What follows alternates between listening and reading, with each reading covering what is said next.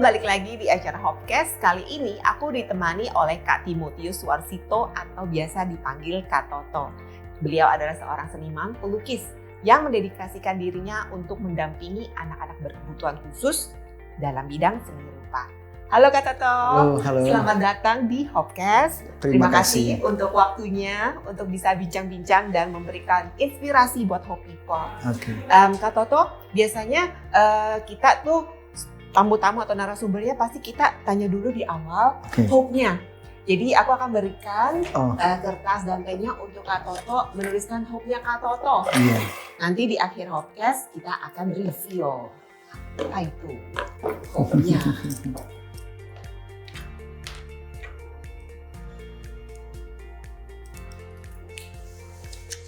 Terima kasih. Sama-sama. Kak Toto, ya. Boleh diceritakan nih pengalamannya atau mungkin apakah memang dari awal Kak Toto mau fokusnya ngebantuin anak-anak dengan IBK? Jadi kalau awal karir saya mulai melukis tuh ketika tahun 2001. Nah sebelumnya saya itu kan base-nya sebenarnya orang engineering ya, orang sipil, jadi bekerja di konstruksi di Jaya Konstruksi gitu dah. Tahun 2001 saya tinggal itu semua dan saya mengejar mimpi saya waktu kecil yaitu menjadi seorang pelukis. Nah 2003 ketika saya sudah nyaman bekerja sebagai seorang seniman dan mengajar seni di Hadi Prana Art Center. Lalu saya berpikir kembali apa sih yang bisa saya lakukan lebih untuk orang lain yang memang pada saat itu masih belum banyak orang yang terjun ke sana, dan salah satunya adalah menjadi pengajar seni untuk teman-teman berkebutuhan khusus. Seperti itu. Oke. Jadi udah full time sebagai pelaku seni nih ya? Iya, betul. Jadi pengen ngebantu orang lain, tapi lebih detail lagi orang lainnya yang berkebutuhan khusus. Iya, siap. Oke, pengalaman pertama kalinya tuh kapan dan bagaimana tuh yang dengan IBK? Iya, jadi di tahun 2003 saya tuh lagi ngobrol sama teman, lalu saya cuman dalam hati tuh saya mau juga sih kayaknya punya murid berkebutuhan khusus. Waktu itu ada istilah yang baru saya dengar tuh autis. Oke. Nah saya sendiri belum tahu itu seperti apakah anaknya, apa kecenderungannya dan segala macam, saya belum ngerti. Tapi saya cuma bilang sama teman saya yang seniman juga, bahwa kayaknya seru juga ya ngajar anak kebutuhan khusus. Nah, seminggu kemudian ada telepon, seorang ibu minta saya ngajar anaknya, tapi ibu tuh nggak bilang kalau anaknya berkebutuhan khusus. Jadi saya terima, lalu saya mau datang ke rumahnya, bikin janji, dan dia bilang kalau anaknya berkebutuhan khusus. Dan saya bilang saya belum pernah, tapi saya mau coba. Dan ibu itu membuka kesempatan untuk saya. Jadi anaknya bernama Emilio Cornen, dia murid pertama saya yang berkebutuhan khusus. Dan di awal ya saya bilang, saya sudah bikin perjanjian sama ibunya, kalau saya 1 bulan ini tidak menghasilkan apa-apa, saya keluar, saya nggak terusin, saya nggak mau istilahnya tidak memberikan apa-apa. Dan 1 bulan berjalan ya kelabakan gitu, karena saya nggak tahu mesti gimana, dikasih gambar, dicoret-coret, dilempar-lempar, sampai akhirnya ibunya bilang bahwa Pak Toto jadi temennya aja, nggak usah ngajarin dulu. Dan di bulan kedua saya coba, kemudian saya bilang sama Emilio itu ada cat, ada kanvas, terserah kamu mau apain, nah kita main-main aja. Dan dia lempar-lempar, dan satu saya lihat bahwa ada sesuatu yang menarik di karyanya itu, dan karya abstrak. Kebetulan memang di tahun-tahun itu saya sedang mencoba mendalami karya-karya abstrak. Tapi tadinya saya nggak ngerti abstrak, begitu melihat karya Emilio saya seperti kebuka tuh ya, kayak oh itu kok bagus. Nah ketika itu saya jelaskan ke orang tuanya, lalu orang tuanya riset sendiri kan ke arsitek rumahnya, ke kenalan-kenalan, dan ternyata karya itu cukup mendapat apresiasi. Jadi kemudian ya udah saya teruskan untuk mengajar itu lukisan abstraknya Emilio sampai dia pameran tunggal di usia dia yang 10 tahun waktu itu, dan 60 karya, 40 terjual. Malam itu usia 10 tahun dia menghasilkan hampir 500 juta dari penjualan karyanya. Amazing. Iya, seperti dan itu rasanya pasti Kak Toto tuh bahagia banget, proudnya luar biasa ya. Luar biasa. Okay. Tapi habis itu saya dapat panggilan untuk murid lain. Nah, saya pikir saya udah jago nih dengan Emilio, ke yang lain gampang, ternyata beda lagi case-nya. Ternyata saya harus belajar lagi. Begitu pula berikutnya. Jadi setiap anak saya mesti belajar lagi, dan itu challenge-nya sih buat saya. Jadi setiap anak, approach-nya, pendekatannya, cara pengajarannya, metodenya nggak ada yang sama. Oke. Gitu. Dan memang dari kebutuhan khusus yang berbeda-beda atau khusus spesifik anak-anak with autism? Kebanyakan dengan autism, tapi saya juga menerima beberapa murid yang dengan Down syndrome dan ada beberapa yang memang dengan gangguan kejiwaan ringan gitu ya, seperti anak-anak remaja yang mengalami depresi dan gangguan kejiwaan ringan. Oke, dari pengalaman Kak Toto, kalau anak-anak ini yang punya gangguan kejiwaan ringan ini tertuangkan lewat lukisan kelihatan atau ini karena Kak Toto spend time ngomong sama mereka jadi teman mereka? Jadi memang kalau untuk di seni buat kebutuhan khusus itu ada dua, satu art therapy, satu therapeutic art. Jadi art therapy itu lebih dia suruh gambar lalu kita bacain nih sedang terjadi apa dalam dirinya, lalu gangguannya apa. Nah kalau therapeutic art berarti bagaimana melalui seni saya bisa membantu meringankan beban hidupnya lah, meringankan sesuatu yang kalau misalnya dia depresi atau apa itu bisa keluar gitu ya. Jadi saya memang hanya mencoba menjadi teman yang baik, komunikator yang baik, lalu dia mulai bisa bercerita, saya bangun kepercayaan dirinya lagi dengan latihan-latihan yang memang saya punya metodenya seperti itu. Ada nggak mungkin anak satu pengalaman yang sangat terkesan banget, satu anak gitu yang wow ternyata begini gitu? Iya, ada beberapa sih, ada yang saya catat tuh ada 3 atau 4 ya gitu. Yang terakhir ini Salman. Salman itu baru 14 tahun, autism, baru 2 tahun bersama saya belajar, tapi dia sudah bisa pameran tunggal beberapa kali. Kemudian yang membuat saya bangga itu adalah bahwa dia bisa pameran di Jepang, Korea, dan rencananya tahun depan di Vancouver, Kanada. Itu di ajang pameran art fair, tapi bukan yang khusus anak kebutuhan khusus, tapi art fair yang internasional, yang profesional punya. Jadi dia salah satu seniman yang paling muda dan berkebutuhan khusus. Yang lainnya adalah seniman-seniman profesional. Itu tahun lalu di Kyoto dan Osaka. Tahun ini ada mungkin di Tokyo, yang kemarin barusan di Seoul, yang tahun depan di Vancouver. Wow. Apa sih dampak dari pameran internasional terhadap anak didik Kak Toto dan bagaimana hal tersebut mempengaruhi mereka sebagai individu? Iya, jadi kan saya tuh lebih suka memperkenalkan diri sebagai penggali bakat. Oke. Nah, penggali bakat itu tujuan saya sebenarnya menggali bakat anaknya, tapi juga saya mengedukasi orang tuanya. Dan ketika yang menjadi kebahagiaan paling saya suka itu ketika pada akhirnya orang tua sadar potensi terbaik anaknya dan mendukung 100% dan percaya ya, trust. Jadi saya tuh lebih sering membela hak-hak murid saya supaya ini gimana caranya supaya orang tuanya tuh trust sama dia, percaya sama dia bahwa dia punya suatu potensi yang hebat dan bisa menjadi bersinar ketika keluarga mendukung dan memberi support yang pantas gitu, yang layak. Tapi pernah ada challenge dari parents yang kayaknya nggak mendukung itu, pernah ada? Iya, mengajar seni atau menemukan bakat murid itu saya paling gampang.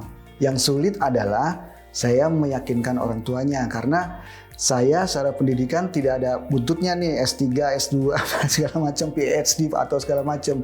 Sementara yang saya hadapi adalah orang-orang yang mempunyai pendidikan tinggi, mempunyai pangkat dan jabatan yang tinggi, mempunyai pengetahuan yang mungkin lebih hebat dari saya, dan saya harus bisa meyakinkan mereka, bisa memberi pengertian kepada mereka bahwa anak Anda hebat, anak Bapak Ibu hebat, dan itu memang menjadi PR tersendiri. Ada satu kejadian yang menarik. Ada seorang ibu yang 5 tahun sudah nggak les sama saya anaknya, lalu telepon lagi. Dia bilang minta jadwal lagi karena kemarin waktu dia dengar seminar dari seorang dokter, dia bilang dokternya perempuan dan pinter sekali, dan itu yang dia omong itu sama persis yang Pak Toto pernah bilang.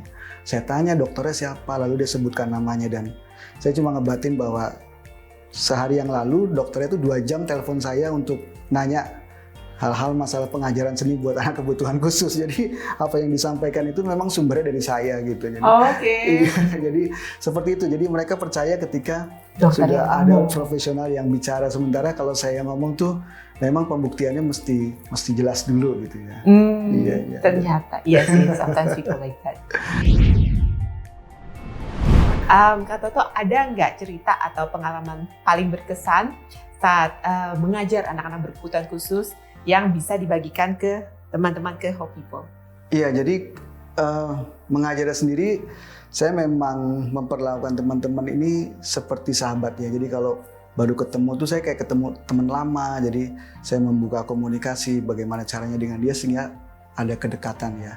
Tapi yang membuat saya menjadi selalu gak pernah lupa akan ya mungkin ini anugerah yang Tuhan kasih ke saya, bahwa saya bisa mungkin bersombong atau pamer gitu ya ke orang-orang, tapi bahwa ini adalah berkat yang saya harus apresiasi, bahwa mungkin saya satu-satunya guru seni untuk anak berkebutuhan khusus yang dipanggil 2 kali ke istana oleh presiden untuk presentasi karya mereka. Jadi saya nggak kebayang kalau saya masih ngelanjutin pekerjaan sebelumnya, mungkin saya ketemu Pak Ciputra aja sebagai owner Jaya Konstruksi susah. Tapi ketika saya menjadi seperti ini, saya sekarang berhubungan dengan Ibu Rina, anaknya Pak Ciputra, untuk membesarkan karya-karya anak kebutuhan khusus. Kemudian saya 2 kali dipanggil ke istana oleh Pak SBY dan Pak Jokowi untuk presentasi karya-karya murid.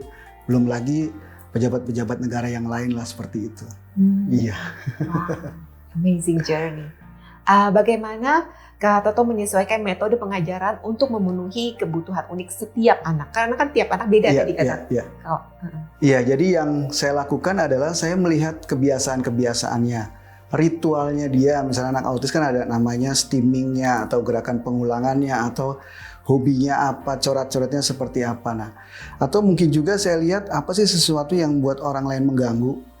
Nah, tapi menjadi challenge bagi saya bahwa dari sesuatu yang mengganggu itu, bisakah itu menjadi sesuatu yang menguntungkan gitu di dalam karya seni kan. Jadi berangkat dari situ saya lihat, oh dia bisa melakukan misalnya titik-titik, atau dia bisa melakukan coret-coret, atau dia bisa menggambar yang bagus, atau dia bisa mempunyai kemampuan dasar. Ada anak-anak yang namanya saya istilahnya natural talents ya. Ada yang punya kemampuan komposisi yang baik, jadi dia mau taruh apa aja tuh artistik. Atau ada anak yang pilih warna, ketika dikombinasi warna itu sangat artistik.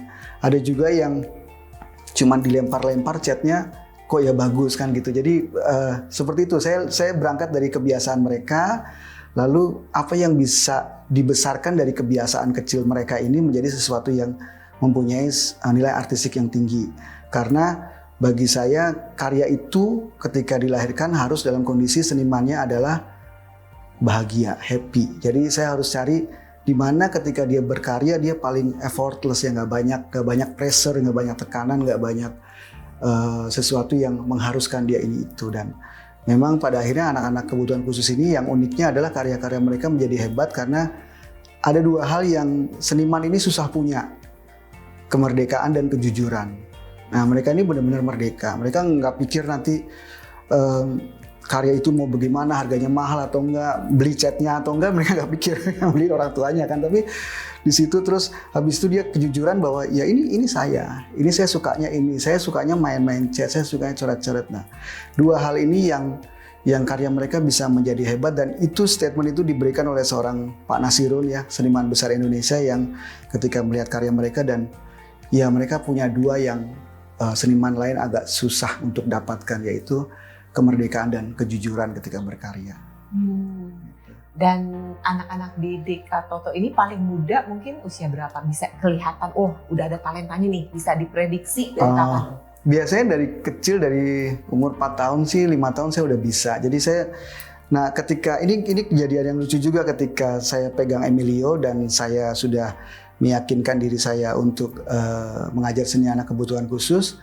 Nah, saya dimudahkan dalam beberapa hal ketika saya melihat seorang anak misalnya coret-coret atau membuat skate. Jadi waktu assessment dengan saya bisa lihat, oh dari coretan itu dia bisa nanti mendekati karyanya seperti karya siapa, lalu metode latihannya dia seperti apa, metode pendekatannya, pemakaian medianya seperti apa, saya langsung udah ada petanya tuh. Jadi biasanya baru ketemu sebentar saya langsung tahu metode-metodenya apa sampai dia akhirnya dapat yang terbaiknya. Ya, tapi challenge-nya ya itu tadi ada beberapa orang tua yang ketika dia udah dapet nih sebenarnya tinggal dibesarkan aja, tapi apalagi kok cuma gitu aja, kok itu terus, nah gitu. Nah ini yang saya mesti perjuangkan gitu ya dengan pengetahuan yang saya punya gitu, bagaimana nanti saya jelaskan ke orang tua tentang teori-teori how to branding the artist supaya jadi besar tuh pakai apa sistemnya, caranya gimana, menggambarnya seperti apa. Nah hal-hal seperti itu yang selalu saya mesti pelajarin ulang untuk saya komunikasikan ulang ke orang tua. Demand dari parents-nya ya. Dan kalau misalnya udah di-assess nih, ketemu sama Kak Toto dan menurut Kak Toto nggak bisa nih anaknya memang nggak di bakat situ, kamu akan kasih tau parents-nya juga atau akan tetap kamu didik? Setiap orang, saya punya keyakinan karena setiap orang pasti punya bakat seni. Cuman problemnya adalah dia tahu nggak kemana seninya gitu. Ada yang memang dia bagus di drawing aja, ketika masuk chat dia jelek, atau dia nggak bisa gambar, belum tentu dia nggak bisa bikin karya abstrak yang bagus gitu. Nah, yang ini nih memang saya sudah buktikan semua orang ketika dia mau dia bisa menjadi seorang seniman seni rupa ya dengan media-media tertentu. Tetapi yang menjadi senjata utama dari mereka ini adalah yang penting adalah minat. Jadi orang berbakat itu kan cenderung males gitu karena dia merasa udah bisa ya.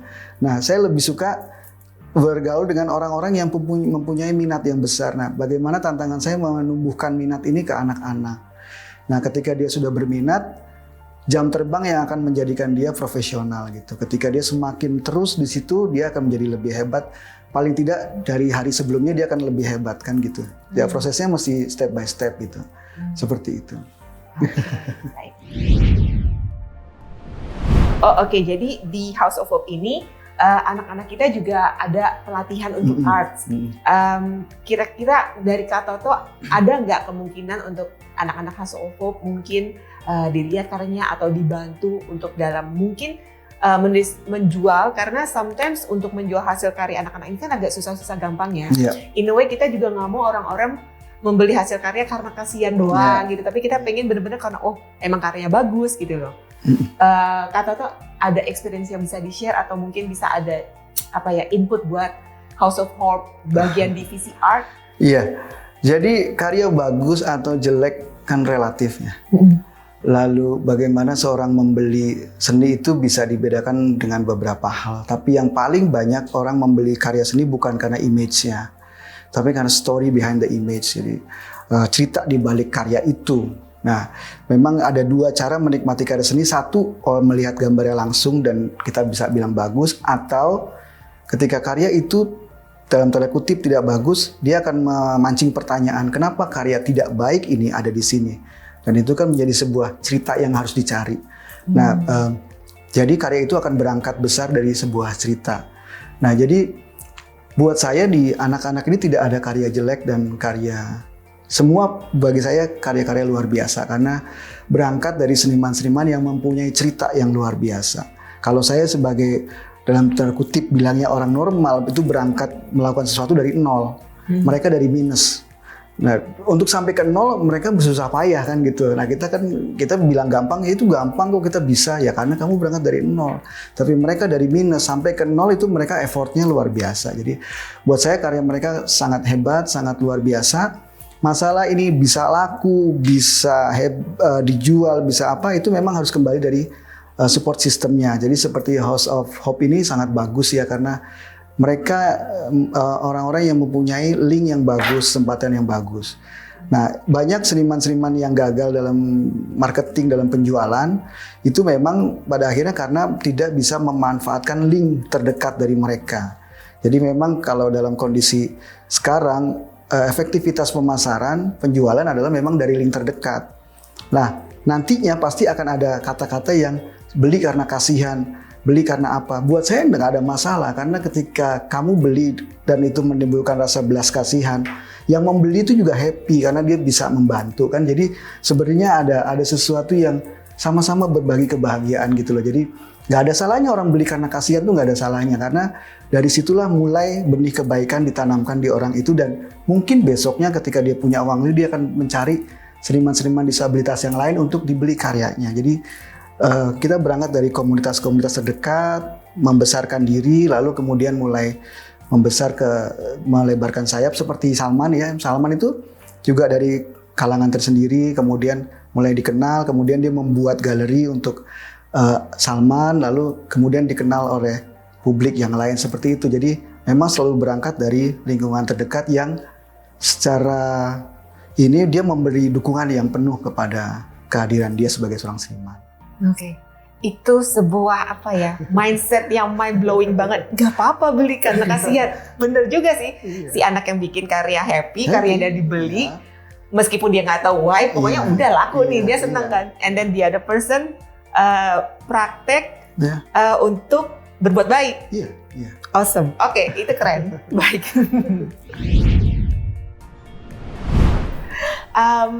Apa peran orang tua dalam mendukung anak-anak IBK ini dalam belajar seni rupa? Kayak tadi kan ada challenge-nya tuh, karena sometimes parents yang nggak terlalu mensupport karena lama ngeliat progresnya, nggak sabaran.